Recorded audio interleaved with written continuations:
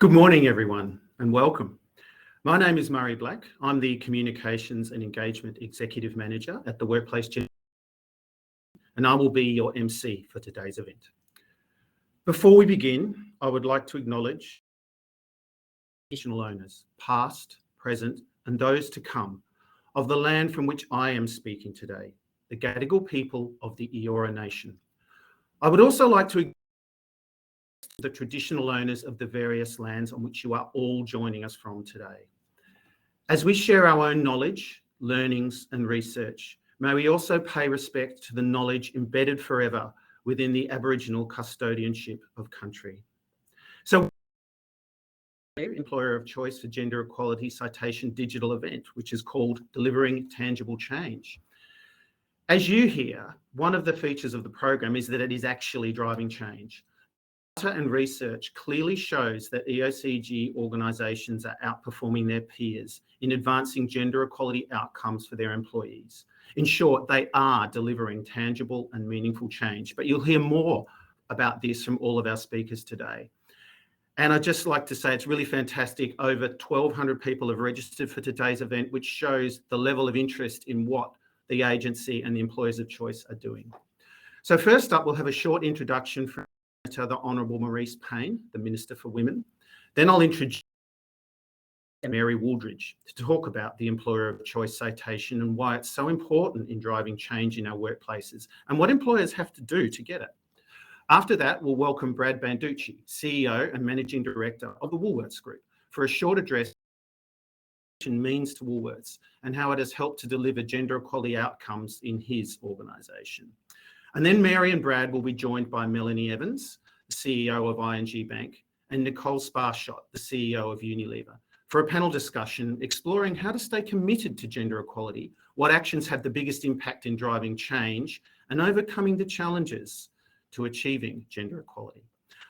Before we begin, just a bit of housekeeping. There is a Q&A at the end, so you can type your questions in the chat panel on the right-hand side, and we are recording You've all been muted to avoid background noise. Our Minister, the Senator, the Honourable Marise Payne, the Minister for Women, was hoping to be here in person, but she had to send her apologies. However, we are absolutely delighted to be able to play this short welcome message from her to you all. Good morning, and thank you, Mary, for inviting me to make some remarks at the Gender Equality Agency's Employer of Choice for Gender Equality event. I'd like to acknowledge the Director of WGEA, the Honourable Mary Wooldridge, for her leadership, including managing the world-leading Workplace Gender Equality Agency dataset. This dataset is of great value to its many users, employers, researchers, government decision makers, and investors. The gender equality indicators the dataset provides are so valuable. It provides a census of all non-public employers in Australia with 100 or more employees and enables longitudinal analysis, a tool that allows WGEA and data users to track gender equality indicators over time and assess where we have made improvements, but also, and more importantly, where we need to focus our efforts to address inequalities in the workplace. I would also like to acknowledge the CEO of Woolworths, Brad Banducci, the CEO of Unilever, Nicole Sparshott, and CEO of ING Bank, Melanie Evans, who will share their insights into how they're delivering improved gender equality outcomes within their own workplaces. The Employer of Choice for Gender Equality Citation Program recognises and promotes organisations with an active commitment to achieving gender equality. While this citation is an achievement, the real prize for employers is the benefits that come from hiring, retaining and promoting women. Employees are attracted to companies that have a positive reputation for promoting gender equality and for valuing the contribution women make to the workplace. We know having women in visible decision-making positions improves workplaces and that diverse teams are associated with greater innovative capacity, improved decision-making and ultimately greater company performance. Earlier this month, I was pleased to release the Workplace Gender Equality Act review that the Australian Government commissioned, meeting our commitment made in the 2021-22 Women's Budget Statement. The review has 10 recommendations to progress gender equality outcomes in the workforce, to streamline the reporting process for businesses and to free up employers to take proactive action on gender equality in their workplaces. I thank those that contributed to the review, including WGEA, and acknowledge the contribution of Pip Marlow, the CEO of Salesforce Australia and New Zealand, and Kerry Hartland, the Principal Advisor of Proximity, for their assistance as expert advisors to the review. These women are leaders in their fields and role models for future women leaders. The WGEA review report was based on wide consultation with businesses, with employers, with employee organisations, with women's organisations, with academics, through 8 virtual roundtables and over 150 written submissions. As a government, we will implement these 10 recommendations, noting that the review requires further consultation with business on some aspects. I was pleased to see the gender pay gap improve last month, and it is now sitting at 13.8%. But there is more to do. And the Commonwealth cannot drive down the gender pay gap and achieve gender equality alone. All levels of government across the country, the private sector, the community, we all have a role to play.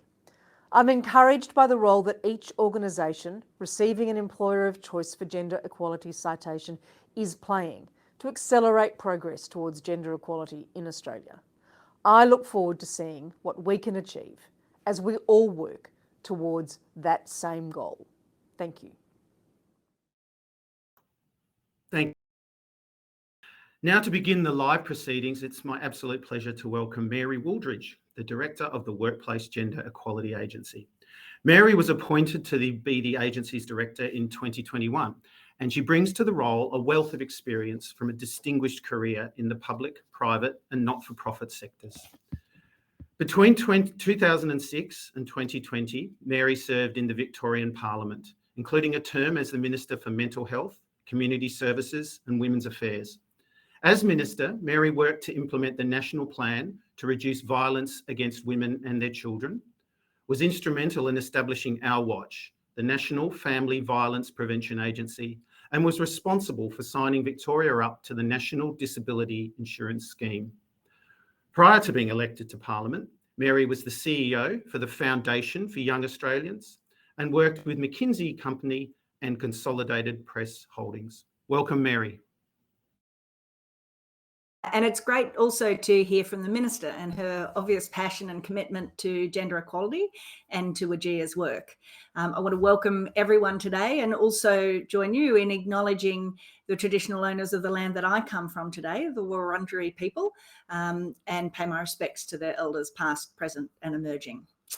So today we celebrate agents of change, employers who distinguish themselves as drivers of gender equality, embedding it into your workplaces and business practices, making a real difference in the lives of people you employ and serving as a source of inspiration to others. At WGEA, the Employer of Choice citation is a critical part of our role to improve gender equality in Australian workplaces. As you heard from the Minister, the review of our Act will bring to improve gender equality. And as we refocus our efforts and strive to accelerate the rate of change, the Employer of Choice process is vital to that objective. Employers tell us that the citation sets a clear, evidence-based roadmap for them to embrace on the gender equality journey. It holds them to a high standard, keeps them accountable, and prevents complacency, with the criteria increasing every year. We're now going to display the list of our Employer of Choice citation holders, while I give you some background on why they are and how they achieved it. We have 120 employers certified as Employers of Choice for Gender Equality. 12 are new WGEA citation holders this year, and we particularly congratulate them. 91 are recertified to continue their status for another 2 years.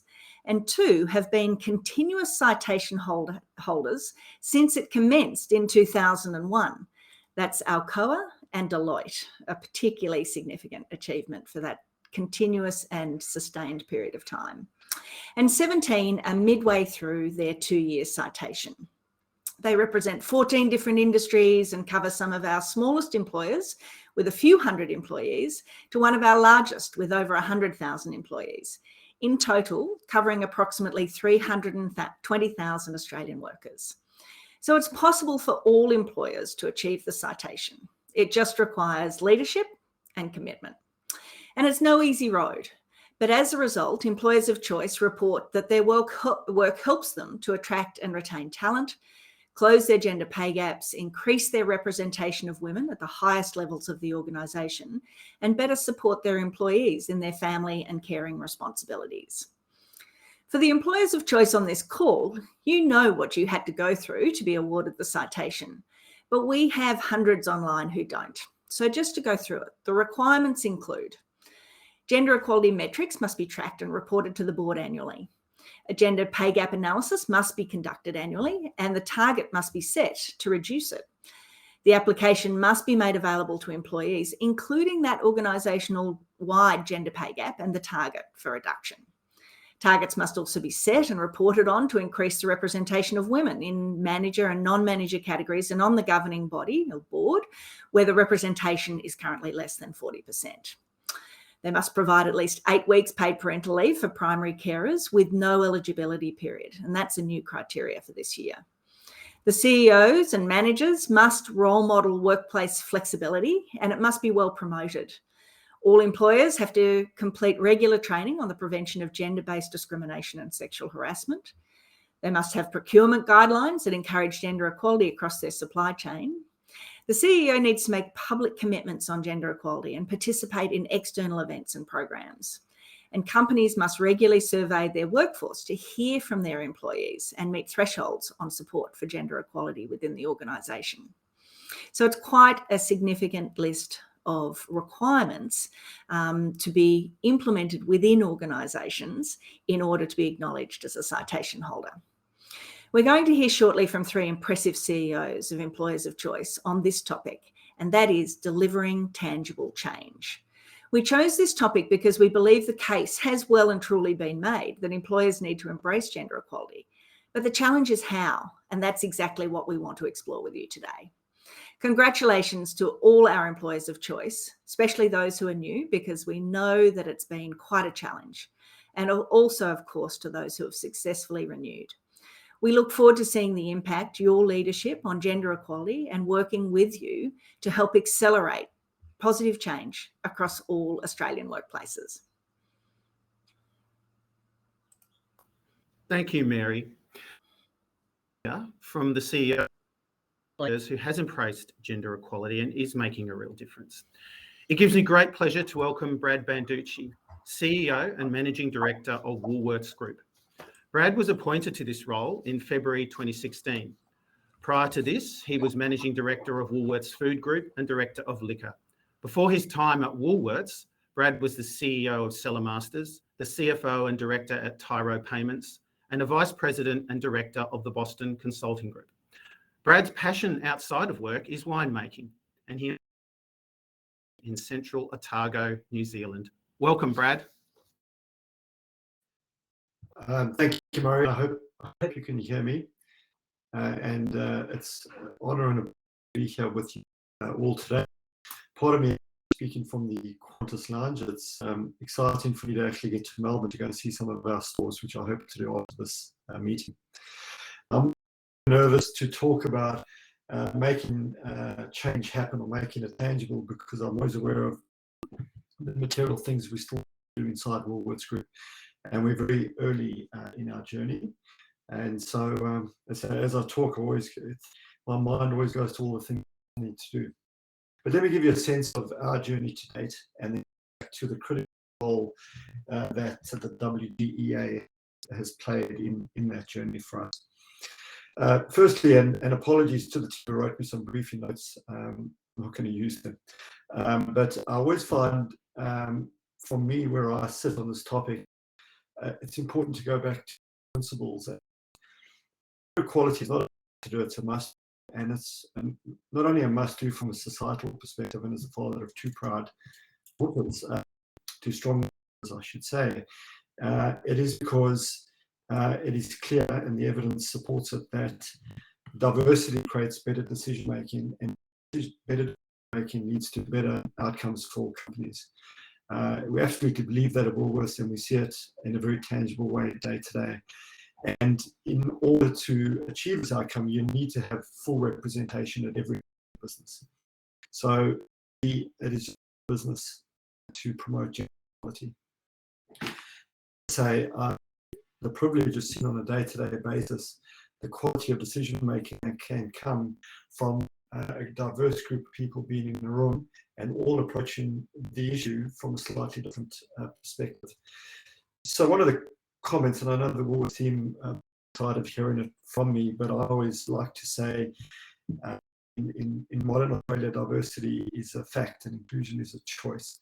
And we choose to be inclusive for the reasons I've just described. And that's central to the whole way of the issue, and I think hopefully the way we'll talk about it. Secondly, we are going to say, with the caveat of being early in our journey, I think you have to start with purpose, and you need to make sure the change you aspire to make is wired into your purpose. And a lot of people talk about purpose, and we do indeed live in the age of at a corporate level. But coming up with a purpose that has all the changes you want to have in it is no trivial task. The purpose, which I'll just talk to you for the group, took 3 years basically to get it.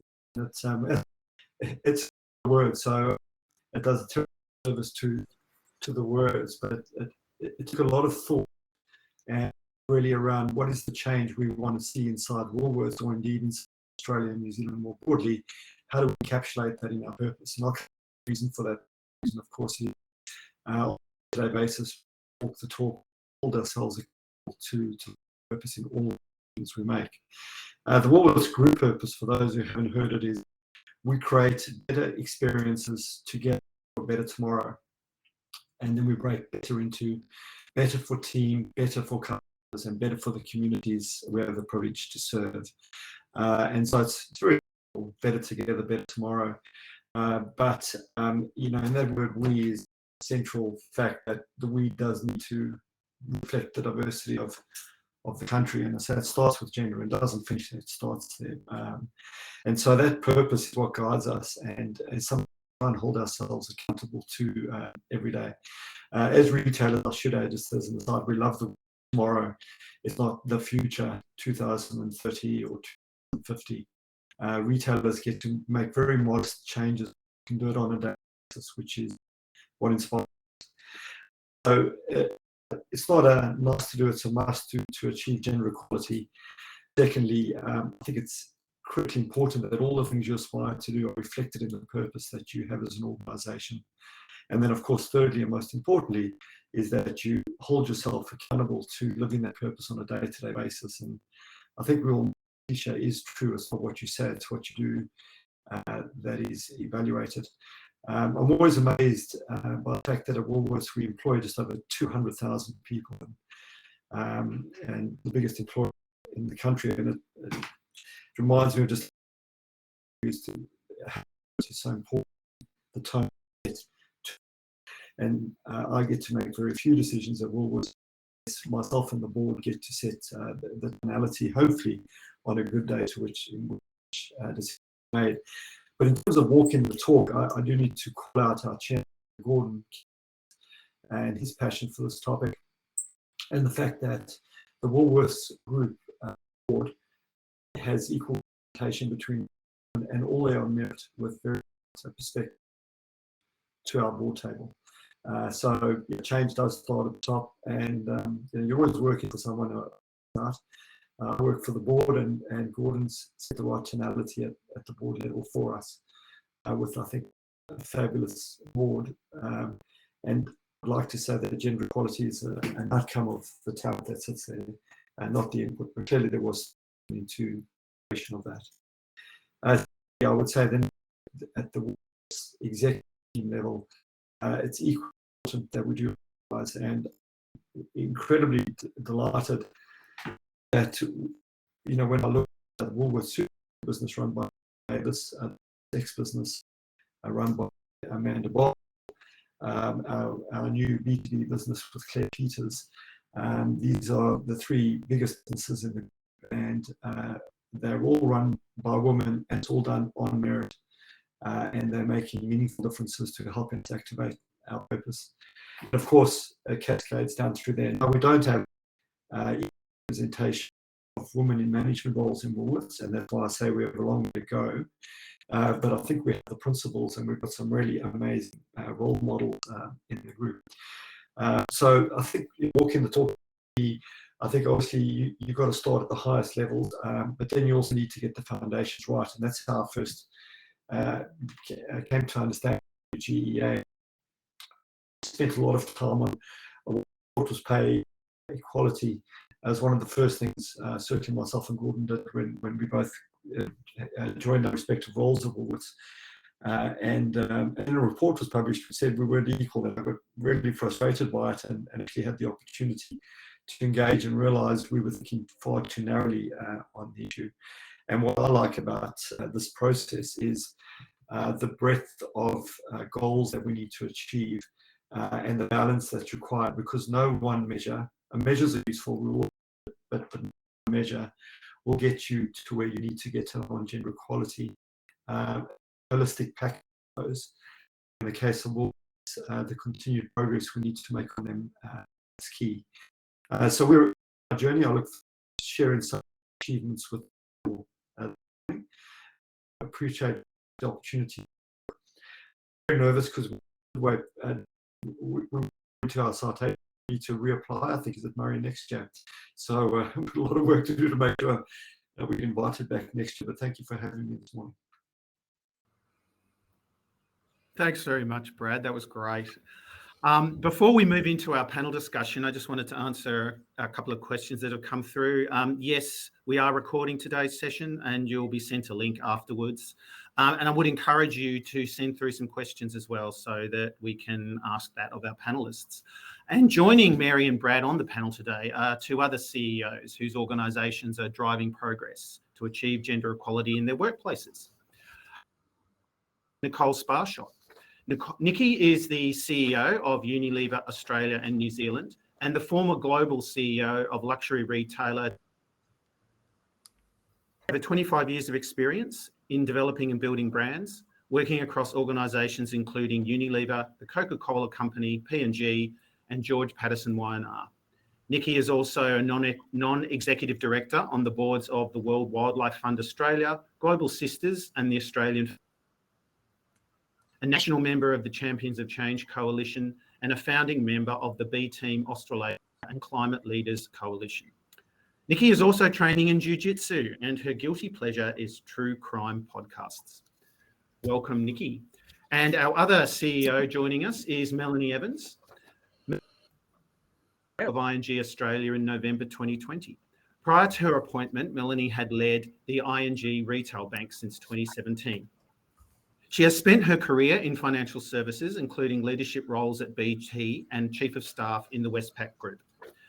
Melanie also volunteers her time as the board of Surf Lifesaving Australia, a board member of the European Australian Business Council, a director of the Australian Banking Association, and a member of Chief Executive Women. Melanie actually had dreams of becoming an astronaut rather than the head of a bank, but her journey was interrupted by the fact that she wasn't quite tall enough. But we're very glad that you made it to CEO of ING and you're joining us today, Melanie. Panelists, and I'll now hand over to Mary to get today's discussion started. Fantastic. Thanks very much, Murray. And thanks, Brad, for setting a scene for us for this discussion that we're about to have.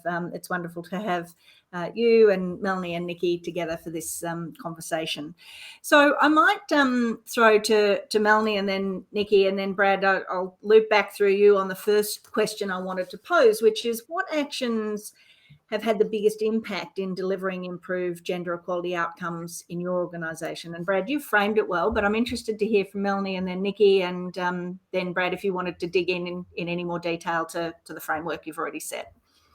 Look, I'm going to start with some reflections on something Brad said about purpose. I think the why is incredibly important here. So I will talk about specific actions that we've taken as a leadership group, but if you really want this to pervade your culture, the why you're stepping into this space and why you're going to do things in a very deliberate manner. And you have to paint the picture, not just in terms of because this is a right and fair thing to do, but also that it makes incredibly great business sense, not just from a customer perspective, but in terms of how people feel when they come to work every day. So I think this concept around why you do it is really important. And our why around equality at ING is beyond gender. We're a multinational bank across over 40 countries. So being open and respectful of people who are different sort of comes a little bit naturally.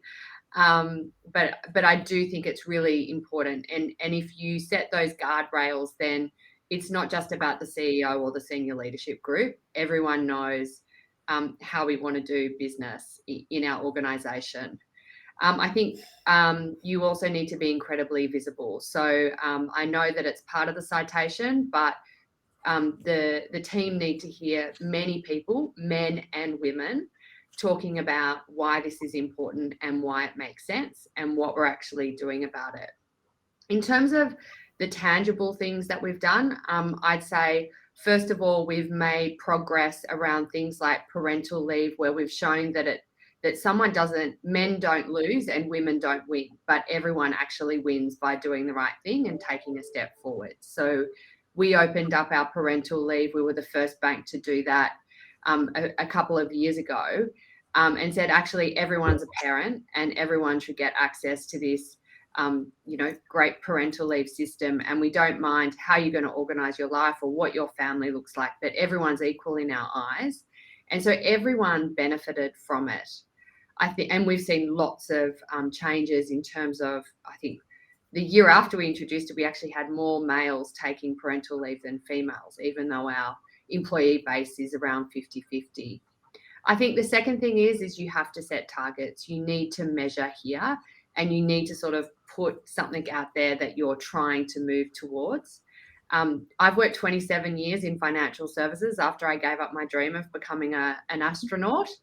And so, the industry that I joined 27 years ago is very different to the industry that I'm in now in terms of diversity, not just gender, but I think age, background, a whole range of things. And that's a good thing. But we need to keep going because there is still a significant wage gap in financial services. There is still a significant mismatch between women who are graduating from university versus ending up around decision-making tables. So setting targets, which we have in our executive scorecards now right across the globe, is incredibly important. And then finally, I'd say you've got to tackle things head on and be really honest about things. So I think there's a tendency in today's sort of corporate landscape to always talk about the good things and what's going really well. And I think that if you really want to make substantial change and tangible change here, you need to face into the issues. So yes, we pay equally across genders for the same sorts of roles and the same types of job, but much like corporate Australia, because of the complexion of some of our leadership groups, we have a wage gap. Now, plenty of CEOs won't step into that space and talk about it and talk about what they're doing, but it's healthy and it has to happen if we want to make change. Much like people see workplace violence and sort of harassment as being a taboo subject. If you want to make change, senior leaders need to step into that uncomfortable space and talk about what they're doing to actually change. Good challenge. Thanks, Melanie. And Nikki? Yeah, lots of similarities between what Brad and Mel have shared at Unilever. And maybe let me echo one point and then maybe share some additional considerations for everyone on the line. So this notion of starting with the North Star is really important. Actually, what we know for sure is that if you want to galvanise a community or the coalition of the willing, able and passionate around this, then having everyone understand that this is part of our North Star. It's the right thing to do, but it's also a great thing to do for the business and for employees is really important. At Unilever, we say we want to be a thriving force for good. The more we grow, the more good we can do. And within that, we want to have a regenerative impact on the planet, but equally contribute to a fairer and more socially inclusive world. And that starts at home, in our own backyard, with the team members that we employ across Australia and New Zealand.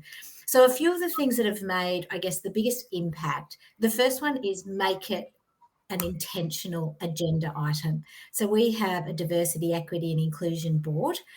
It's not made up of the usual suspects around the C-suite table. It's made up of a diversity of membership across the organisation, and we meet quarterly to review and monitor that we are doing what we said we were going to do, to keep ourselves honest. I think the second thing is there are plenty of things we can do, but there are a few things that we should prioritise and do well. You know, this notion of stop starting and start finishing, actually get something done, because that momentum breeds momentum. So with our diversity, equity, inclusion agenda, we of course have gender at the heart of it, but equally building First Nations knowledge and expertise, equally LGBTQI and allyship around that, and then also finally disability. And that's equally important for the gender debate, is the intersectionality.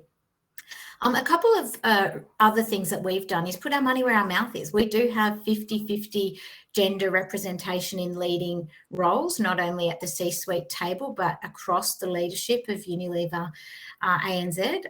So the CEO, CFO, head of supply chain play a really key role in our organisation. And equally, we have incredible men who lead key parts of our business, who have that DE&I agenda at their heart. Need both excellent women and excellent men to further momentum here.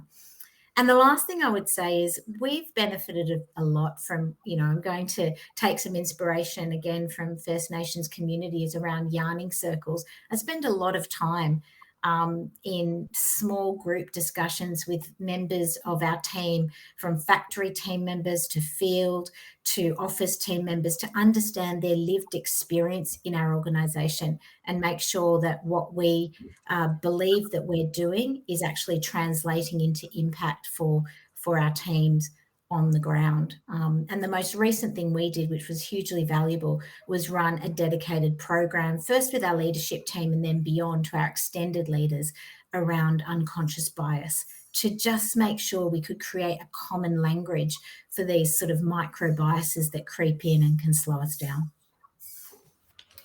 Fantastic. Thanks, Nikki. And so, Brad, any reactions to Mel and Nikki, or anything you want to sort of elaborate further just on, you know, what has impact in addition to, you know, you've talked about purpose and accountability? Yeah. Sorry, apologies if there's some background noise. I'd reinforce the foundations are key. So, you know, we've all done a lot of work on, you know, pay equality and so on. But the most interesting that I found out 3 years ago, and this was a really important insight to me of unconscious bias that I wasn't aware took place, was the importance of gender balanced shortlists for key roles and then gender balanced selection panels for those roles. And that sounds obvious, but actually what we found at Woolworths was pretty external searches, and we were not very good at doing it when we did internal searches. And so our unconscious bias was not to look at key roles to fill and how it, but just the day-to-day of filling roles inside people knowing talents and changing that one factor to try and get discipline into the shortlist. To me, was trying to unlock the potential inside the business. And so there are many things I really agree with your unconscious bias, and I was surprised out of all the unconscious that one would never occur to me. Actually, it was me through the analysis of the data where the skew came from. Actually, our team picked it up and we bought it and talked about it at the executive team level. So I think being curious about the data, it's not always obvious that's there, but you do need to start with the fundamentals. And as I'm sure many people on this call are, for next year, that every year we for trying to get to gender equality in pay. We've done it for 6 years I keep thinking like a donkey and Shrek, aren't we there yet? Not. And so it's just endless, and trying to challenge yourself on those factors as well. Brad, can I just ask you to just elaborate a little bit more on what that putting aside the dollars practically means? You know, how does that practically, because I hear that from some companies that do it, and I think a lot of other companies would be interested in how that works. Could you just give us a little bit more detail on the practicalities? Thank you. I'll trivialize. It's an enormous body of work to get into CRL. We decided to close the gap in 1 year, and we analysed 16,000 people's jobs to line up. And in fact, so you're aware, about a third of our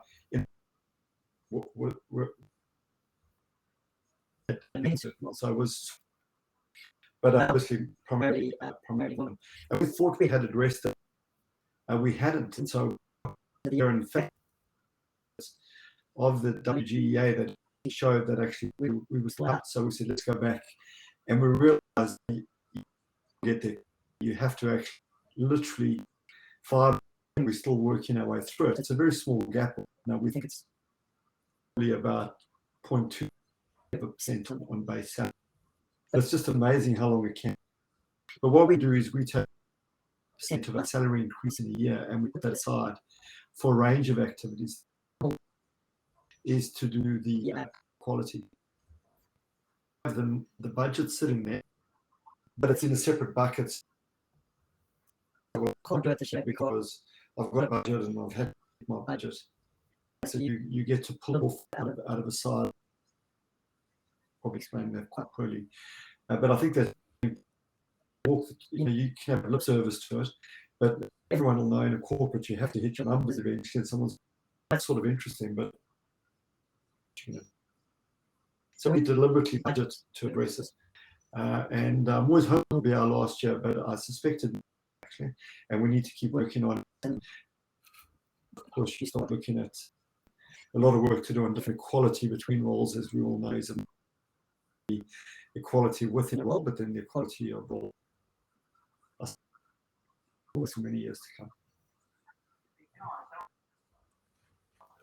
So to the question of the topic for today of delivering tangible change, how do you know that you are genuinely delivering on the ground? And Nikki, I might throw to you because you talked about the yarning circles as a way to get feedback, and that may be one of your responses, but really keen to understand, how do you know you're having an impact?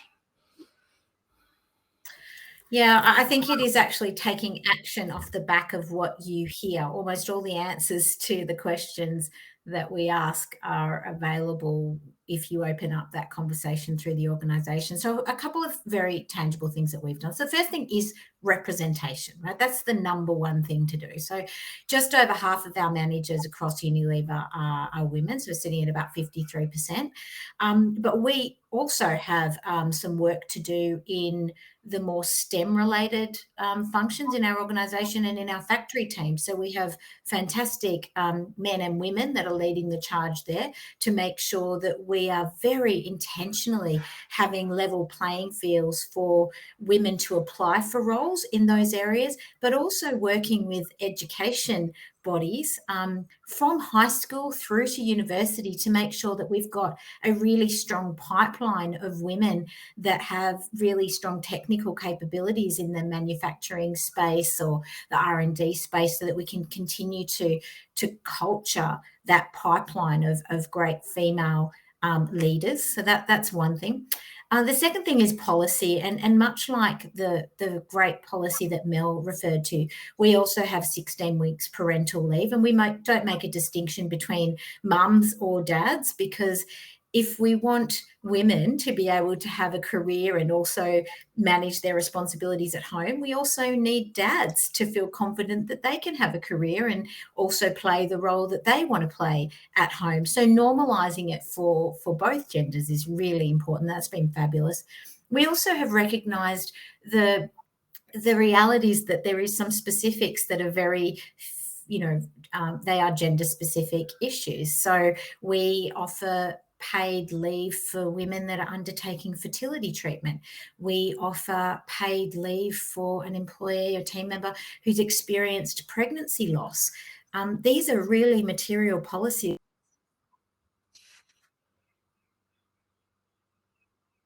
Up.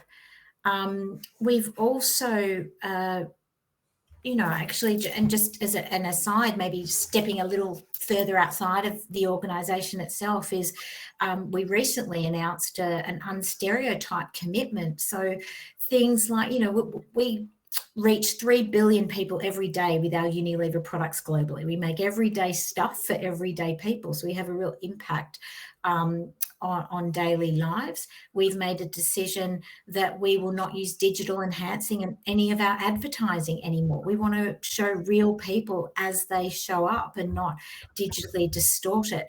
We have removed the word normal from all of our personal care packaging because, well, what does that even mean? What is normal for me is very different to what might be normal for someone else. So we now get much more focused on benefits. If you're buying a hair product, it'll be for curly hair or for straight hair or for dry hair.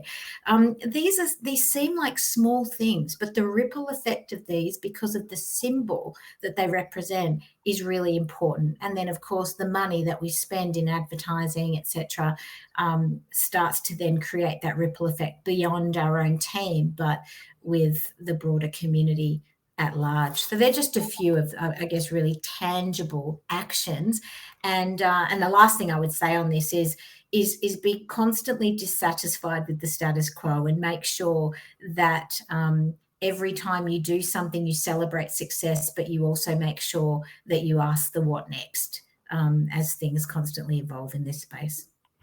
Fantastic. And Mel, you talked about tackling issues head on. I love that that visual that I got from you talking about that. How's it been for you in terms of delivering tangible change? What has that practically meant, and how do you know that it's achieving an outcome? Yeah, I guess one of the things about growing up in financial services is you learn how to attach things to business outcomes, and we're very good as bankers as measuring and counting. So for us, it's really about looking at this like we would any other business problem. And business leaders are phenomenal at understanding context, understanding the environment, determining what the problem or the opportunity is, the root cause of that, and then putting a strategy in place to fix it. This is like any other opportunity or any other challenge that we have in our market. And I think for anyone listening who's working in a diversity team or an HR role or anywhere in the business, if you want to step into this space, grab yourself a business sponsor and start tackling this in the same way that you would tackle growing market share or reducing cost or growing revenue, and get really specific about what outcome that you want to get to. And I think Nikki touched on this, and also Brad, is the importance here is not to get lost in averages, because we can all get very comfortable that we say, oh, well, our workforce is 50-50. That's great. But how does it feel in this part of the business? How does it feel in that part of the business? And looking at and cutting and dicing. I mean, the when we go external, we get better outcomes than when we promote within. I mean, I'm sure, there's not one organization that doesn't have a similar challenge to that. So I always say, really understand what business problem or customer problem or team problem you're solving. Be very specific about what strategies you are going to put in place. And I'd also add to that, be patient. There's no fairy dust here, no silver bullet. These things take time and they take commitment. And so one of the things, and the reason why I think sponsorship and allyship in the business line is absolutely critical, all the way up to your board, is you need that constant feedback loop and accountability mechanism to keep you focused on what you're actually trying to achieve. If you don't have that, you're not going to be having the right conversations. You're not going to be welcoming ideas from other organizations, your senior leadership group, your board members, your yarning circle equivalents. So you've got to have that loop in place. And those loops and feedback measures are not always rational. I've probably come across as a bit of a, banker counter type. They can also be about how people feel. So, you know, through COVID, we've had a survey asking people how they feel. How are you balancing your home and work life right now? Are we doing everything we can to help? And you can measure pretty much anything very easily in today's environment. And so I would say, really, if you want to deliver change, you've got to set yourself a target, you've got to put strategies against it, you've got to measure it, and you've got to hold yourself accountable. And the organisation has to be patient. They have to be okay if things don't work. They have to be okay with the uncomfortable. I think I've already commented on that. And I guess another observation is for those people on the line who are part of listed organisations, shareholders are demanding this. You know, ING is a leader around sustainability from a climate perspective, but our shareholders are actually now saying to us, what are you doing on the social side? What do your supply chains look like? What are you doing in terms of gender equality, cultural equality, you know, all of those different things. So I do think what we'll also see, which will probably put more pressure on executive groups, is certainly, you know, a higher standard from our shareholders, not just about what we give them in terms of returns, but how we're actually going about our business. And I think that that will also accelerate the need to put really clear measures in place, which is why the WGEA database and the whole process, I know that we'll get onto that, is just a gift, because it certainly helps us do that. Thanks. And for you, Brad?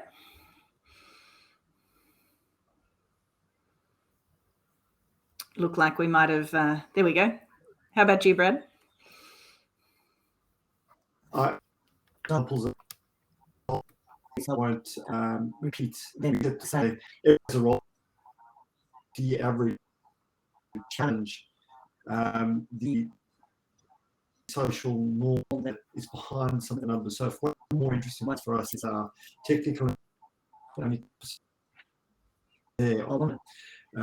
And in fact, if you look at it for us, community rate, fruit ration, for example, which is only 1 or 2 by women in the trade. That's a massive opportunity for us, and now we've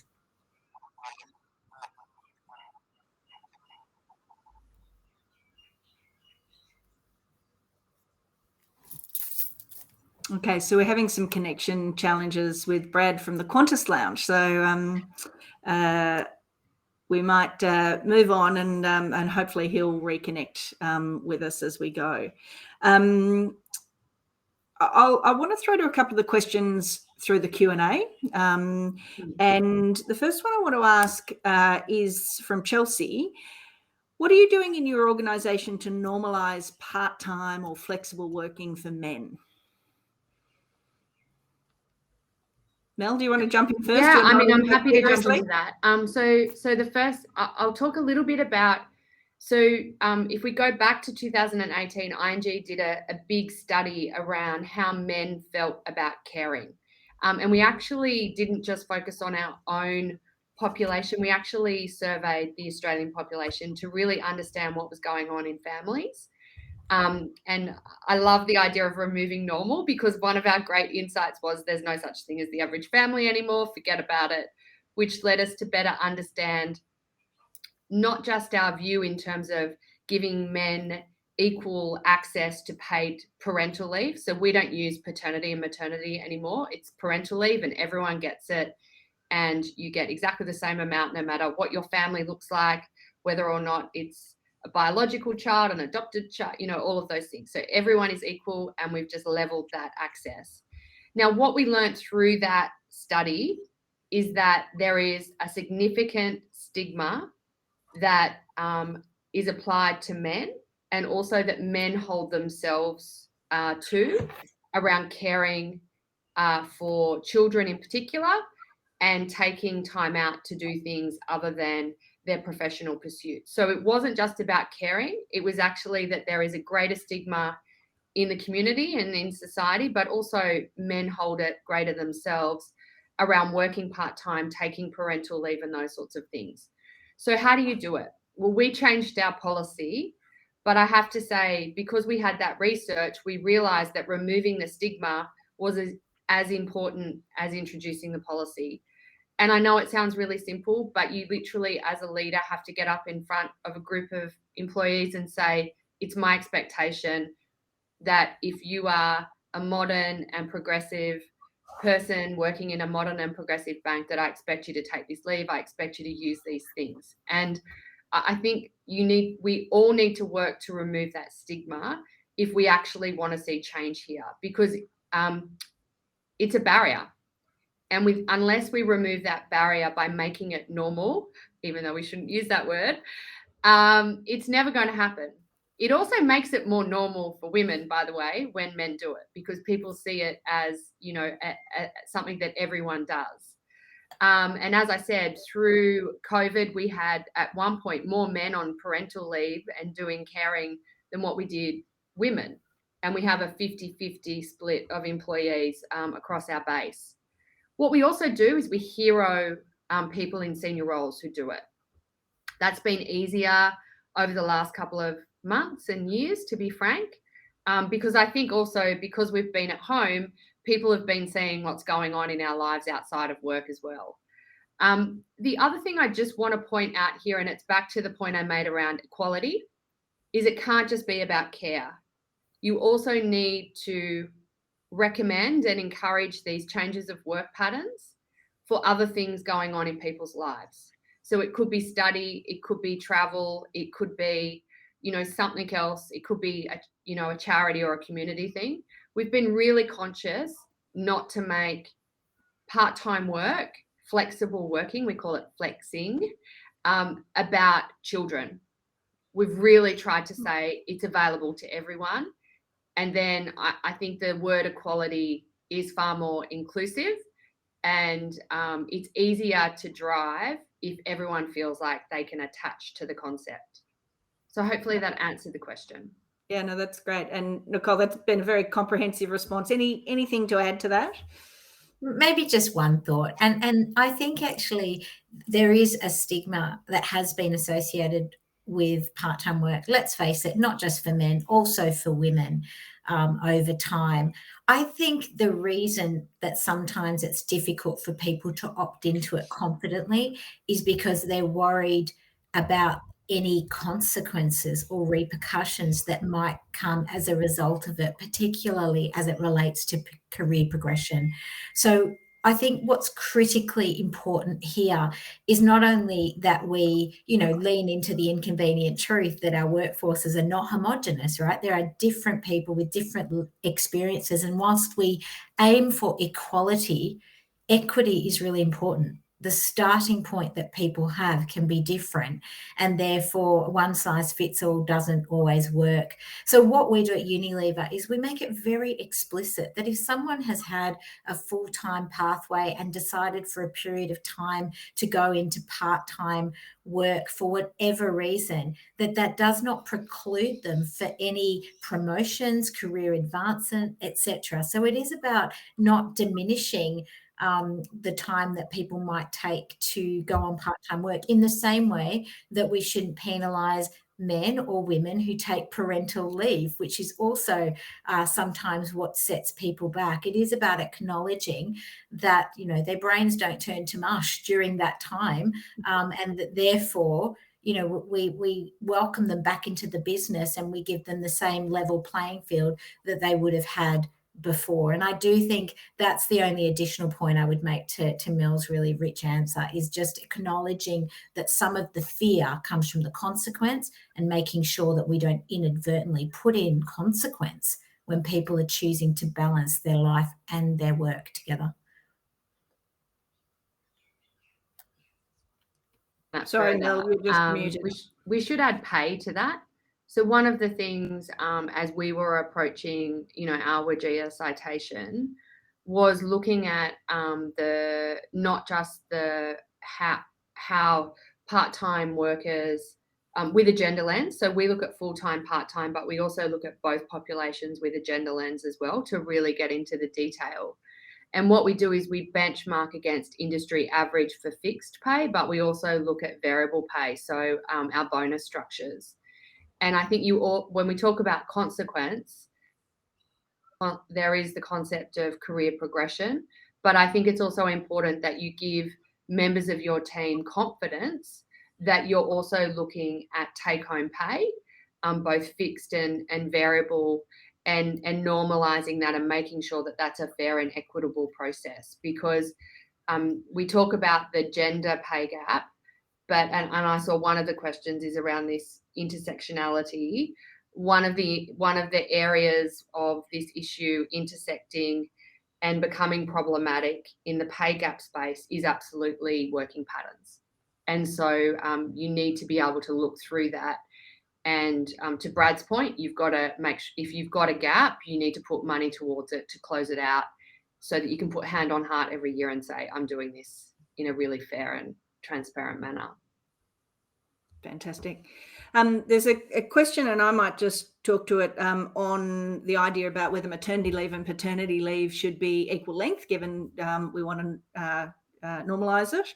And the comment I'd just make is, from our latest data, is that of companies that offer paid parental leave for primary carers, 91% offer it equally for men and women. So we are actually getting rid of the distinction between maternity and paternity leave. And, leading practice companies are offering it in a gender neutral way. And that is both for primary carers and also, there's momentum for removing the distinction between primary and secondary carers as well, that everyone's a primary carer and that everyone should have access to the full leave scheme to be taken flexibly in how it works for them and their family.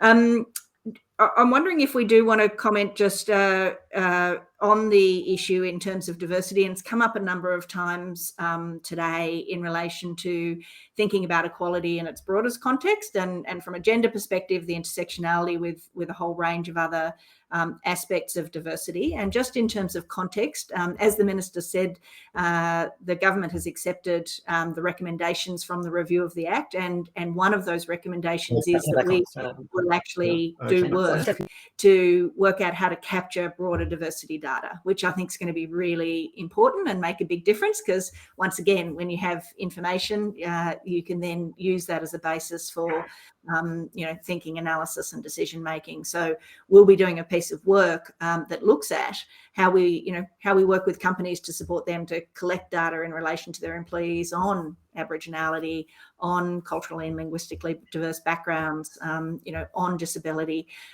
because while some companies collect that information, many don't. And it can be a challenge to create a safe environment for staff to feel confident giving that information to their employer. So that's going to be a piece of work that we'll be doing, and we'll be looking to get feedback from everyone on the line. Any other comments, Mel or Nikki, in relation to diversity? Look, I think it's brilliant, because gender diversity is incredibly important given how far away from awesome we are as a nation on this front.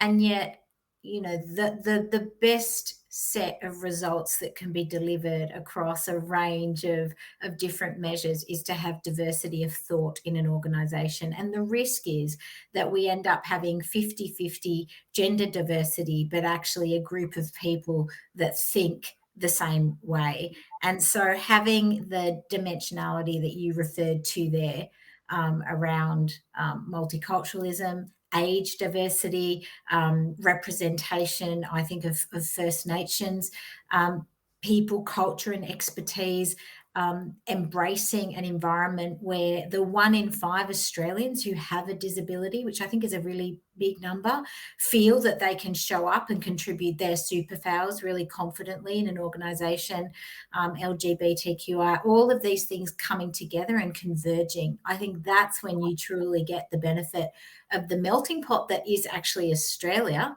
and represented around sort of boardroom tables and right through the organisation to frontline staff. Then I think we are really in a very strong position to embrace the diversity of thought and the action that comes with that. So I'm delighted to hear that that's something you will be looking at, and you can rely on Unilever to help support that. Fantastic. Watch this space. So, Brad, I think we've got you back online now. Thank you, Mary. Sorry. No problems at all. I might throw you this question to start off with, but I will do it to the whole panel, which has come from Jo, about who's passionately agreeing with what's been said. But her question is, how do we influence men in power to be as passionate about us women on this topic? And Brad, I might let you start on that one. You've been apart from two very strong, who've pursued very successful careers. No, and I was just listening to the tail end of the previous question. I do go back to the central point that diversity creates high performing, and it's central to that, and making sure that unlock is understood, and giving team the tools to prevent into unconscious bias traps that we all. And so I think.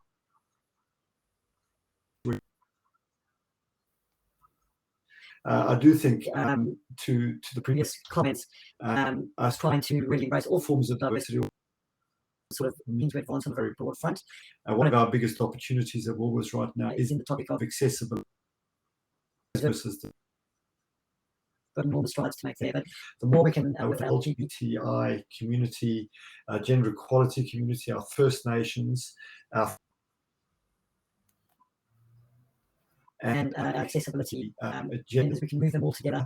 I think they do mutually reinforce each other, and I do think that becomes particularly helpful on the way through. So I don't think there's one silver bullet, but I do think there's strength in the breadth of the agenda chain that has to happen, recognizing the most important one at this point is gender, just given the sheer magnitude of the opportunity that's ahead of us. But if we move all forward, it does create a lot of peer group pressure. Mel and Nicole, any comments on engaging passion across the genders as well as primarily or particularly from women? Look, yeah, go Nicole. No, you go ahead, Mel. Go for it. I was just going to say, I always, when this question's asked, I always use myself as an example. So I haven't had a female direct leader since 1999. So that's, for those of you who can count, that's over 2 decades ago. And so, I do think that there are great male leaders out there who actually don't see a gender. They do believe in promoting females. They do enjoy having women around. There are some really wonderful role models who do this. And I think sometimes in this discussion, what we do is we anchor our anger on some of the men who we will never rewire. I use the word rewire. It's a really horrible word. I actually used this in front of my leadership group the other day. I said, I'm not going to rewire anyone. That's not what I'm here to do. But I think we spend so much energy sometimes on people who will never step forward into this space in a genuine way. And what we do by putting our energy there is maybe we're missing a trick about really trying to work in a really collaboratively with men who do want to step into this space. I'm here because of a large number of those men. I'm also here because a large number of women who have given me phenomenal advice. I was hired as head of retail at ING pregnant. I fell pregnant during my selection process. The key decision makers in that process were men. So I've got to say they are out there, and I think we could spend probably some more time getting them stepping in and talking about this and being visible and taking credit, right? I mean, the 2 men I'm talking about have never taken credit for making that hiring decision. But I can tell you I've had 50 women highlight it to me as like very unusual and an amazing thing for someone to do. So, I think there's a step in here maybe about storytelling and proactively thanking the men who are leading the charge here. In financial services, it's a numbers game. We need men making these decisions in order to change the dynamics at the top of the decision-making pyramid. We are not going to do it without them. Rather than be combative to the people that we can't rewire, I just think we need to think about those who really do a great job. So that's probably a bit sort of idealistic. I'm very realistic. I can't rewire, I have to say, and I continually try and make them more creative. But let's put energy into the people who can make a real difference and who want to. And Nikki? Oh, look, I agree. I've been really fortunate to have benefited from incredible women and incredible men who have helped me in my own career and who continue to help men and women thrive at Unilever. That said, I think it is really important to recognise that not everybody is in this camp and not everybody does see the value here.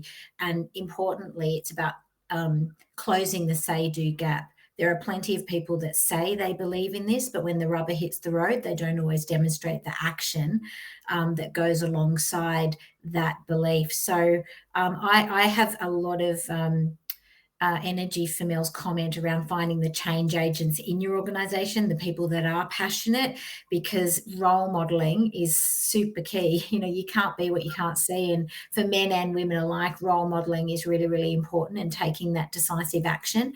At the same time, and maybe this sounds a little more ruthless, but I'm a big believer that you're as strong as your weakest link.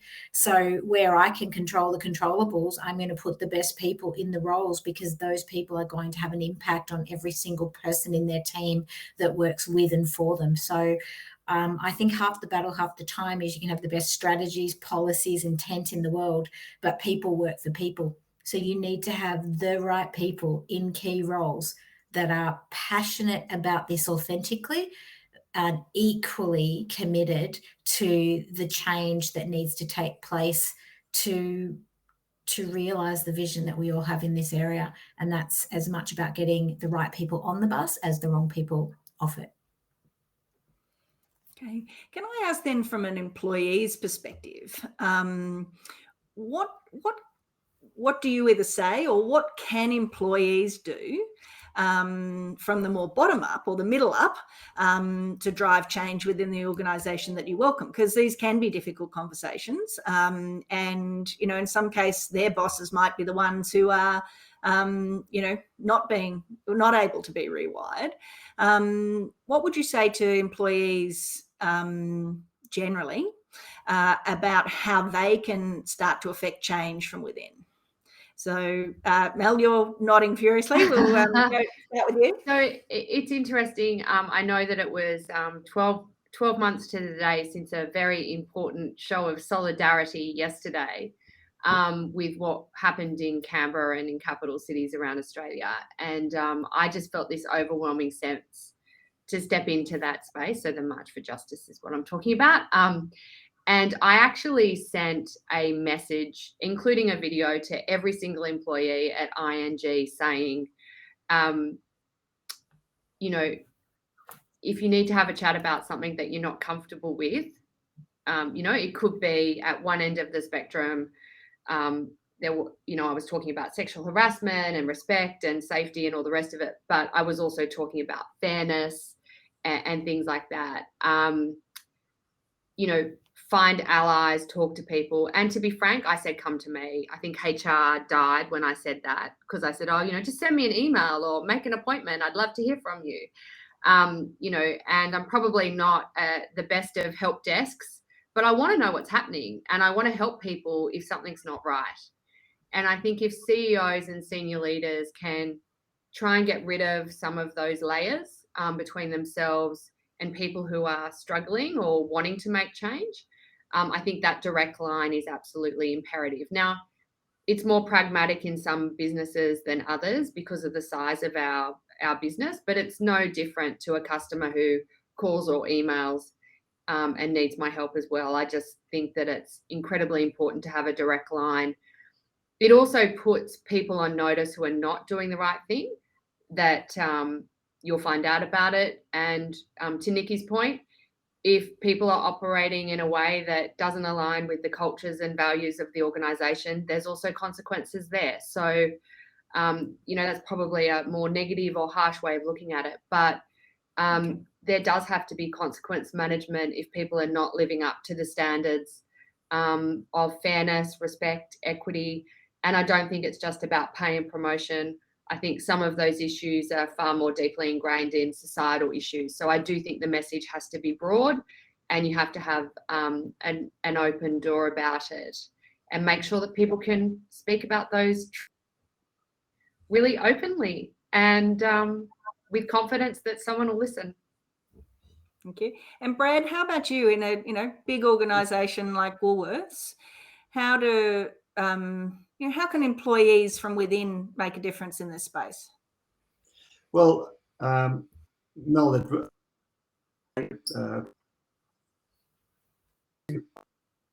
of the people that want to change, I think positive that everyone can change, and if they want to succeed, first century they change. So I start from the positive position that, and obviously if they can't, then their careers are not going to achieve their full. We need to be very alert on this matter, and I think everyone just needs to hold each other accountable, and we should have the confidence to do it. And Gordon, so what is about obligation at times to dissent or to challenge, and I think that's the way it should be and the way we should operate. But when you do come to those moments, to Mel's point, where someone is clearly not living the purpose or the values, take the consequences as hard as it is, and judged on. So yeah, I remain positive. Success looks like 21st century, and I think we need to hold each other to account. And if someone can't, and there will be individuals, not always the obvious ones, I think, the right consequence. Okay. Now we're very close to end of time. Can I thank everyone online? There's been lots of questions, and I'm so sorry we won't get to them. But there's plenty. We hope to create more opportunities, to be honest, on having these conversations through developing a community of practice for our reporting organisations. And so, I'm hopeful that there will be a forum to have these conversations in much more detail, and especially around delivering the tangible change ongoing into the future.